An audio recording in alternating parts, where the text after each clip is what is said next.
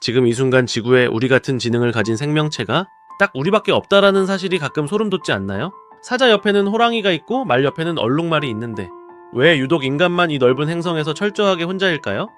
사실 우리는 원래 이렇게 외롭지 않았습니다. 불과 수만 년 전까지만 해도 우리 곁에는 우리와 함께 술잔을 기울이며 인생을 논할 수 있을 만큼 닮은, 아니 어쩌면 우리보다 더 강하고 똑똑했을지도 모르는 친형제들이 살고 있었거든요. 오늘은 인류 역사상 가장 강력했던 라이벌이자 인류 최후의 파트너였던 네안데르탈인의 이야기를 해보려고 합니다. 그들이 왜 우리와의 생존 전쟁에서 패배해 역사 속으로 사라졌는지, 그리고 우리 몸속에 여전히 살아 숨쉬는 그들의 흔적은 무엇인지, 지금부터 그 소름 돋는 미스터리를 하나씩 파헤쳐 보겠습니다. 자, 상상해보세요. 지금으로부터 약 170년 전인 1856년 독일의 네안더 계곡에서 아주 기묘한 뼈들이 발견됩니다. 당시 사람들은 경악했죠. 인간이랑 비슷하긴 한데 뼈마디가 훨씬 굵고 눈썹뼈가 툭 튀어나온 게 영짐승 같았거든요.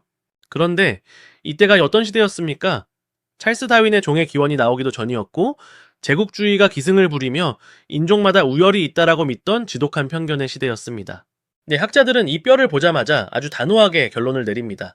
이건 지능이 아주 낮고 직립보행도 제대로 못하는 유인원에 가까운 열등한 괴물들이다 라고 말이죠. 인종주의와 결합해서 상상도도 아주 멍청해 보이게 그렸어요. 하지만 이게 얼마나 거대한 착각이었는지 밝혀지는 데는 그리 오랜 시간이 걸리지 않았습니다. 진짜 반전은 1908년 프랑스의 라 샤펠 유생에서 발견된 화석에서 시작됩니다. 이 화석은 전 세계 고고학계를 충격에 빠뜨렸습니다. 발견된 뼈의 주인은 나이가 아주 지긋한 노인이었는데요. 몸 상태가 말이 아니었습니다. 이빨은 다 빠져서 음식을 씹을 수도 없었고 허리는 관절염 때문에 굽어 있었으며 여기저기 골절된 흔적까지 가득했죠. 여러분, 이게 왜 충격일까요? 냉혹한 원시, 야생의 세계에서 이렇게 몸이 망가진 노인이 늙어 죽을 때까지 살아남았다라는 건 무엇을 의미할까요? 사자나 늑대 같은 짐승들을 보세요.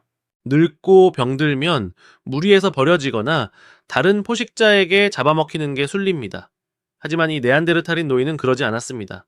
이빨이 없으니 동료들이 음식을 대신 씹어서 입에 넣어줬을 것이고 다리가 아파서 걷지 못하니 동료들이 그를 등에 업고 이동했을 겁니다. 즉 네안데르탈인들은 이미 수만 년 전부터 공동체 안에서 사회적 약자를 보호하고 노인을 공경하는 고도의 휴머니즘을 실천하고 있었다라는 겁니다. 짐승에 가깝다던 그들이 사실은 우리 사피엔스보다 더 인간적인 면모를 보여주고 있었던 것이죠. 정말 어처구니가 없을 정도로 철저하지 않나요? 그런데 이게 끝일까요? 어림도 없죠. 이들은 단순히 마음씨만 착한 게 아니었습니다. 피지컬 또한 성능 확실했죠. 네안데르탈인은 우리 사피엔스보다 키는 조금 작았을지 몰라도 가슴통이 훨씬 넓고 근육량이 어마어마했습니다. 오늘날의 레슬링 선수나 보디빌더 같은 체격이었다라고 보시면 됩니다. 뼈의 두께부터가 우리와는 비교도 안 될 정도로 단단해서 웬만한 충격에는 꿈쩍도 안 안했습니다. 한마디로 빙하기의 추위와 거친 환경을 이겨내기 위해 최적화된 생존 기계였던 셈입니다. 지능은 또 어떻고요? 놀랍게도 네안데르탈인의 뇌 용량은 평균적으로 우리 사피엔스보다 컸습니다. 그들도 불을 능숙하게 다룰 줄 알았고 복잡한 장신구를 만들었으며 심지어 악기를 제작해 음악을 즐기고 동굴벽에 수준 높은 벽화를 그릴 줄도 알았습니다. 죽은 동료의 무덤에 꽃을 뿌려 장례를 치러주는 종교적 감수성까지 갖추고 있었죠. 자, 여기까지 들으시면 의문이 생길 겁니다. 힘도 더 세고 뇌도 더 크고 마음씨까지 따뜻한 이 완벽한 인류가 도대체 왜 우리 같은 멸치 조상님들에게 밀려나 멸종의 길을 걷게 된 걸까요? 혹시 우리 조상님들이 아주 잔인하게 그들을 학살한 걸까요? 아니면 우리가 모르는 어떤 비밀스러운 약점이 있었던 걸까요? 이 질문은 오랫동안 고고학계의 가장 뜨거운 떡밥이었습니다. 사실 많은 사람이 두 종족이 만나자마자 피 튀기는 전쟁을 벌였을 거라고 상상하곤 합니다. 하지만 최근에 밝혀진 진실은 그보다 훨씬 더 묘하고 복잡합니다. 여러분, 호랑이와 사자가 만나면 어떻게 되는지 아시나요? 둘이 사랑을 해서 라이거라는 호녀를 낳기도 하지만 그 새끼는 생식 능력이 없어서 대가 끊기고 맙니다. 그런데 우리 사피엔스와 네안데르탈인은 어땠을까요? 이게 정말 가능한 일인가 싶겠지만 2010년대 초반에 인류사를 통째로 뒤흔든 엄청난 발견이 일어납니다. 바로 유전자 분석을 통해 우리 현대인의 몸속에 네안데르탈인의 피가 흐르고 있다는 사실이 증명된 것이죠. 정말 놀랍지 않습니까? 우리 조상님들이 네안데르탈인과 단순히 싸우기만 한 게 아니라 서로 사랑을 나누고 가정을 꾸리기도 했다라는 겁니다. 아프리카를 제외한 전 세계 모든 현대인은 네안데르탈인의 유전자를 약 1%에서 4% 정도 가지고 있습니다. 그러니까 우리는 네안데르탈인의 완벽한 남이 아니라 그들의 피를 이어받은 후손이기도 한 셈이죠. 조상님들 취향 정말 독특하지 않나요? 그런데 여기서 중요한 점은 왜 그 사랑의 결실에도 불구하고 네안데르탈인이라는 종 자체는 멸종했느냐는 겁니다. 그 첫 번째 이유는 바로 피지컬의 역설, 즉 연비 문제였습니다. 아까 네안데르탈인들이 근육질에 엄청난 피지컬을 가졌다라고 말씀드렸죠? 네, 그런데 이게 평소에는 무기가 되지만 극한의 상황에서는 치명적인 약점이 됩니다. 자동차로 치면 사피엔스는 연비 좋은 소형차고 네안데르탈인은 기름을 엄청나게 잡아먹는 대형 슈퍼카였던 셈입니다.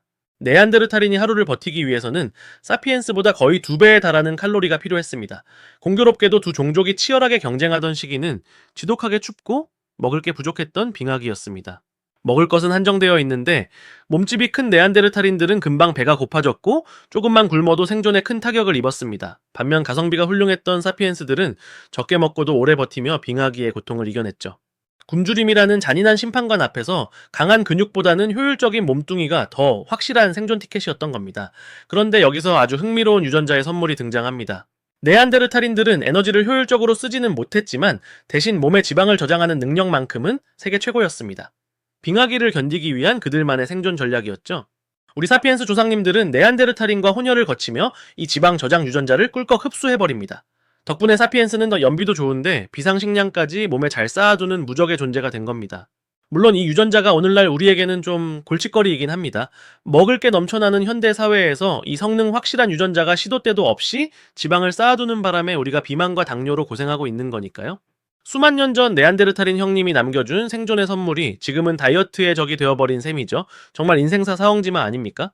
하지만 단순히 먹는 문제 하나로 네안데르탈인이 멸종했다라고 보기는 어렵습니다. 그들도 수십만 년 동안 그 추운 유럽에 서서 잘만 살아왔으니까요. 사피엔스가 등장하기 전까지는 말이죠. 그럼 도대체 사피엔스가 가진 진짜 무기가 무엇이었을까요? 이제 우리는 그들의 머릿속, 즉 뇌의 구조를 들여다봐야 합니다. 흔히 뇌가 크면 더 똑똑할 거라고 생각하죠? 네안데르탈인의 뇌는 우리보다 컸습니다. 하지만 크기가 전부가 아니었습니다. 우리 사피엔스의 뇌는 크기는 좀 작을지 몰라도 구조적으로 아주 특별한 부분이 발달해 있었거든요. 바로 손해입니다.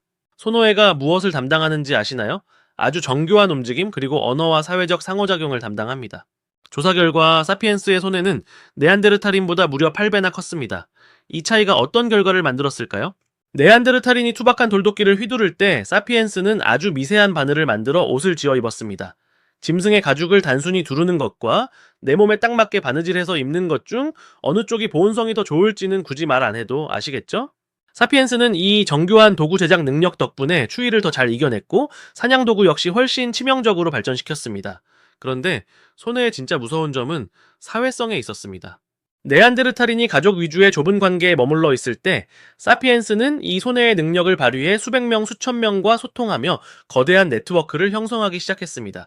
그리고 그 소통의 중심에는 우리가 매일 거울로 보는 아주 사소한 신체 부위가 있었습니다. 과연 그게 무엇일까요? 이 작은 차이가 어떻게 한 종족을 멸종시키고 다른 한 종족을 지구의 주인으로 만들었을까요? 그 정답은 바로 우리가 매일 거울을 보며 마주하는 눈의 흰자위, 즉 공막에 숨겨져 있습니다. 이게 갑자기 무슨 뚱딴지 같은 소리냐고요? 여러분 주변의 반려견이나 동물원의 원숭이를 한번 자세히 보세요. 우리 인간처럼 흰자위가 선명하게 드러나는 동물이 또 있던가요? 사실 거의 없습니다. 네, 대부분의 영장류는 눈동자 전체가 검거나 아주 어두운 갈색이죠. 눈동자가 어디를 향하고 있는지 숨겨야 포식자에게 들키지 않고 먹잇감도 눈치채지 못하니까요. 하지만 우리 사피엔스는 정반대의 길을 선택했습니다. 나 지금 여기 보고 있어? 라고 대놓고 광고하는 수준으로 흰자위를 진화시켰죠. 이게 사냥에는 불리할지 몰라도 사회적 소통에서는 엄청난 치트키가 됩니다. 말 한마디 하지 않아도 눈빛만으로 야 저기 짐승 나타났다. 너는 왼쪽으로 가고 나는 오른쪽으로 갈게 라는 복잡한 신호를 순식간에 공유할 수 있거든요. 네안데르탈인이 소수의 가족 단위로 똘똘 뭉쳐서 힘으로 밀어붙일 때 우리 사피엔스는 수십 수백 명의 눈빛을 맞추며 정교한 팀플레이를 펼친 겁니다. 눈빛 하나로 마음이 통하는 이 강력한 유대감은 네안데르탈인의 그 어떤 강력한 근육보다 무서운 무기가 되었습니다. 그런데 말입니다. 이 눈빛 소통의 기적은 사피엔스들끼리만 일어난 게 아니었습니다. 여기서 우리 인류 역사상 가장 위대하고도 소름 돋는 동맹군이 등장합니다. 네안데르탈인을 멸종의 벼랑 끝으로 밀어넣은 진짜 결정타 바로 늑대와의 만남이었습니다. 사실 고고학자들을 가장 당황하게 만든 사실 중 하나가 네안데르탈인이 개를 길들였다라는 증거가 단 하나도 없다라는 거예요. 반면 우리 사피엔스는 약 3만 년 전부터 늑대를 길들여 개로 만들기 시작했죠. 이게 왜 멸종의 원인이 되냐고요? 상상해보세요. 피지컬 최강인 네안데르탈인이 숲에서 사슴을 쫓고 있습니다. 그는 혼자서 혹은 가족 몇 명과 함께 온 힘을 다해 달리고 창을 던져야 하죠. 성공 확률은 그리 높지 않습니다. 그런데 옆 동네 사피엔스는 어땠을까요? 그들 곁에는 이미 개들이 있었습니다. 개는 사피엔스보다 훨씬 뛰어난 후각과 청각으로 사냥감을 찾아내고 지치지 않는 체력으로 모리 사냥을 돕습니다. 인간이 눈빛으로 신호를 주면 개들이 찰떡같이 알아듣고 움직이죠. 인간은 그저 개들이 몰아넣은 사냥감을 안전한 거리에서 마무리만 하면 끝이었습니다. 이건 이미 공정한 게임이 아니었습니다. 사피엔스는 개라는 최강의 센서와 기동력을 얻었고 이를 통해 사냥 성공률을 비약적으로 높였습니다. 결과적으로 사피엔스 집단은 더 풍부한 영양을 섭취하며 인구가 폭발적으로 늘어났고 사냥감을 모두 사피엔스 연합군에게 뺏긴 네안데르탈인들은 점점 굶주림에 허덕이게 된 겁니다. 개를 파트너로 선택한 사피엔스의 안목이 지구상의 유일한 라이벌을 역사 속으로 지워버리는 신의 한 수가 된 셈이죠. 그런데 네안데르탈인도 분명 똑똑했습니다. 그들도 사피엔스가 개를 데리고 다니며 사냥하는 걸 봤을 텐데 왜 그들은 개를 길들이지 않았을까요? 어쩌면 그들의 뇌구조나 사회적 성향 자체가 다른 종과의 교류나 대규모 협동보다는 자기 식구들만을 챙기는 폐쇄적인 구조에 갇혀 있었기 때문일지도 모릅니다. 결국 네안데르탈인은 그들의 가장 큰 장점이었던 가족애와 강력한 신체라는 틀에 갇혀 변화하는 세상과 새로운 동맹에 적응하지 못했습니다. 반면 우리 조상님들은 낯선 사피엔스 부족과도 손을 잡고 심지어 짐승인 늑대와도 눈을 맞추며 동맹을 맺는 유연함을 보여줬죠. 이 한 끗 차이가 두 인류의 운명을 완전히 갈라놓았습니다. 한쪽은 지구의 주인이 되었고 한쪽은 박물관의 화석으로 남게 된 것이죠. 자, 그럼 네안데르탈인은 정말 아무것도 남기지 못한 채 처참하게 패배하고 사라지기만 한 걸까요? 아니면 우리가 여태껏 몰랐던 그들의 마지막 방역 혹은 아주 특별한 선물이 우리 몸속 어딘가에 숨겨져 있는 걸까요? 여러분은 혹시 오늘 아침 거울을 보며 자신의 코 모양이나 피부색을 보고 누굴 닮았는지 생각해 보신 적 있나요? 사실 그 모습 속에는 우리가 멸종시켰다라고 믿었던 네안데르탈인의 마지막 흔적이 아주 선명하게 새겨져 있을지도 모릅니다. 그들이 남긴 유전자 4%의 진실, 그리고 그들이 마지막까지 지키려 했던 가치가 무엇인지 알게 된다면 여러분의 생각은 완전히 바뀔 겁니다. 과연 그들이 사라지기 직전 유럽의 마지막 동굴에서 그들은 어떤 생각을 하며 밤하늘을 보았을까요? 사피엔스라는 거대한 물결에 휩쓸려가면서도 그들이 우리에게 남기고 싶었던 메시지는 과연 무엇이었을까요? 이제 우리는 이 장대한 대서사시의 결말을 향해 그들이 사라진 지브롤터의 절벽 끝으로 함께 가보려 합니다.